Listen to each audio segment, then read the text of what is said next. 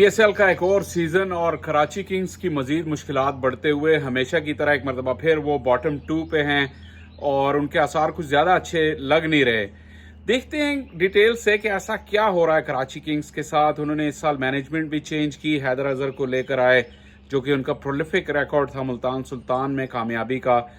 PSL एक छोटी league है तो यहाँ पे हैदर अजहर का क्योंकि नाम बन गया था मुल्तान सुल्तान में और अली तरीन के आने के बाद वो शायद वो डिफरेंट वो रोल ढूंढ रहे थे अपने लिए, तो वो आ गए कराची किंग्स में। लेकिन लगता है ये कि उनका इन्फ्लुएंस भी जो है कुछ खास काम आया नहीं अभी तक कराची किंग्स के, at least for the time being, क्योंकि 7 मैचेस हो चुके हैं और उनकी पोजीशन कुछ ज़्यादा अच्छी नहीं है।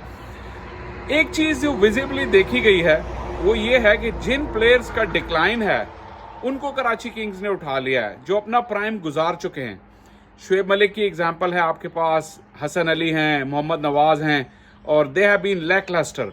शुएब मलिक की परफेक्ट जो रिप्लेसमेंट है पूरे पाकिस्तान में जो इस वक्त अगर कोई है वो पिछले साल कराची किंग्स के पास आई थी और वो थे कासिम अकरम।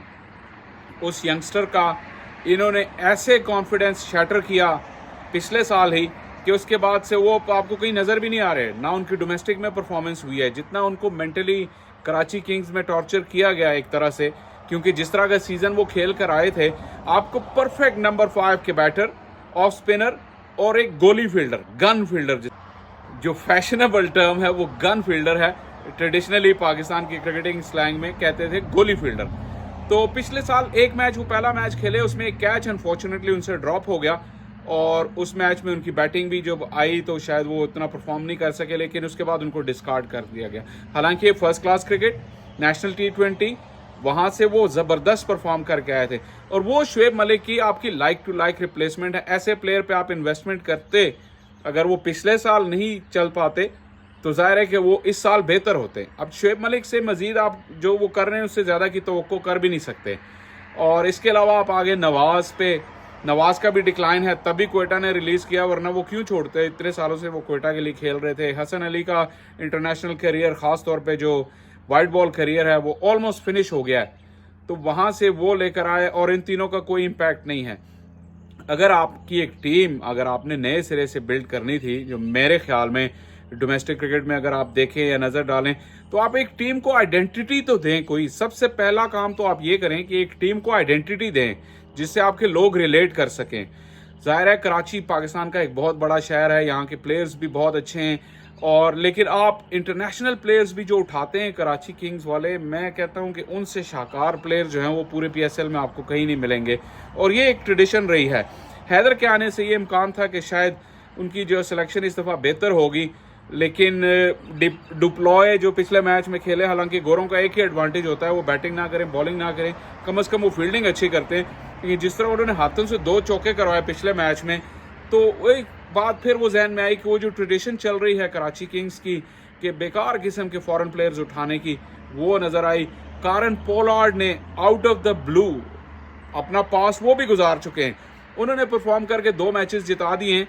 लेकिन वो मतलब आप अगर सीजन से पहले आप बेट करते कि कारन पोलार्ड आपको मैचेस जिताएंगे पीएसएल में, इतनी बड़ी लीग में, इतनी हाई स्टैंडर्ड वाली लीग में, तो उसकी प्रोबेबिलिटी कम थी।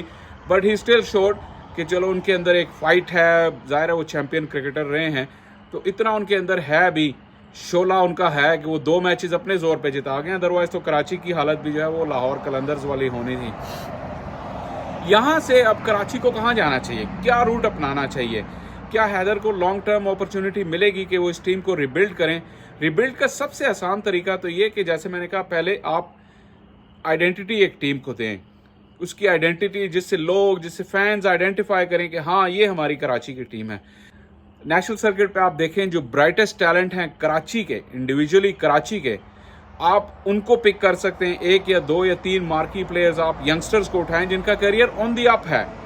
मुझे ड्राफ्ट में खैर बड़ी डिसअपॉइंटमेंट हुई जब अमाद आलम को नहीं पिक किया कराची ने, हालांकि वो उस वक्त नेशनल T20 में काफ़ी अच्छा परफॉर्म कर रहे थे और एक जेन्युइन नेचुरल स्ट्रोक प्लेयर हैं। जिस तरह की कराची की टॉप ऑर्डर बैटिंग कर रही है, मुझे नहीं लगता कि इससे बुरी अमाद आलम कर पाते।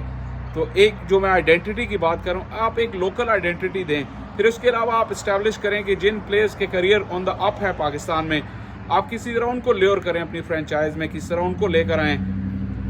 डोमेस्टिक के परफॉर्मर्स, सबसे जो की पॉइंट है जो मिस कर रही है कराची किंग्स की टीम, वो डोमेस्टिक के परफॉर्मेंस को वो ट्रस्ट नहीं करते और उनका बज़ाहिर ऐसा लगता है कि जो एनवायरनमेंट है टीम का वो प्लेयरों से मैक्सिमम जो है वो काम नहीं ले पा रहा। शान मसूद एक बहुत ही इंटेलिजेंट इंडिविजुअल हैं और मुझे उनसे पूरी तवक्को है कि अगर उनके साथ कराची की टीम परसिस्ट करती है तो वो एक कोर बिल्ड करने में कामयाब हो जाएंगे टीम का। इस साल तो वो नहीं कर पाए, जो भी वजूहात रही, लेकिन जो मैंने कहा कि दो चीज़ें फॉर स्टार्टर्स कराची किंग्स को चाहिए और वो ये हैं, एक तो अपनी आइडेंटिटी बनाएं, ऐसे प्लेयर्स लेकर आएं जिनसे उनकी टीम की शनाख्त बने और उसके अलावा ऐसे प्लेयर्स को ढूंढें और उनको अपने स्क्वाड का हिस्सा बनाएं जिनका करियर ऑन दी अप है, जिनको एक प्लेटफॉर्म इस वक्त चाहिए कि वो राइज कर सके वहाँ से।